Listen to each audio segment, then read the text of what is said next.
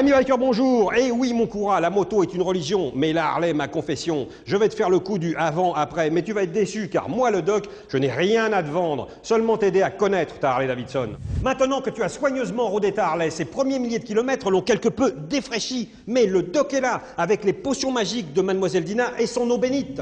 Ce mois-ci, c'est le toilettage de la bête, le matin ou le soir, mais surtout lorsqu'elle est froide et à l'abri du soleil. Cela évite que l'eau ne s'évapore trop rapidement et abandonne ses minéraux en auréole blanchâtre sur la peinture et les chromes. Pour cette séance d'amour, il faut un gros tuyau et du latex. Le secret du jour, c'est le fignolage minutieux dès le début de l'utilisation de ta Harley. Voici les 3 premiers bichonnages à effectuer tous les 5000 km et sur une machine sèche pour éviter de diluer la matière active.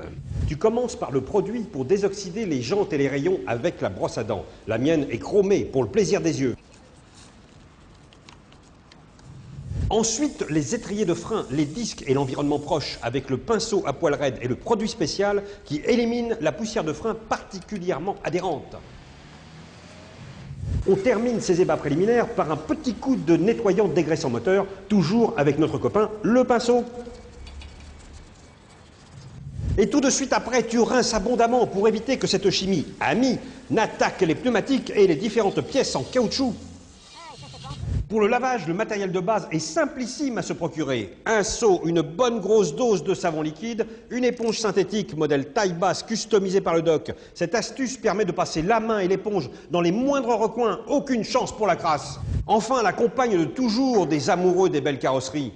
Mais non, il s'agit de la peau de chamois. Il faut un modèle expérimenté et de taille moyenne, car une neuve laisse des peluches et n'atteint son pouvoir absorbant de 7 fois son poids en eau qu'après une dizaine d'utilisations. Procédons maintenant au lavage, qui peut paraître banal, mais qui doit être parfaitement accompli si tu veux maintenir l'éclat de ton bijou. Il est à effectuer toutes les 3 semaines, et de toute façon, après chaque sortie sous la pluie. Une autre astuce du doc, c'est de démonter la selle pour nettoyer les projections de la roue arrière.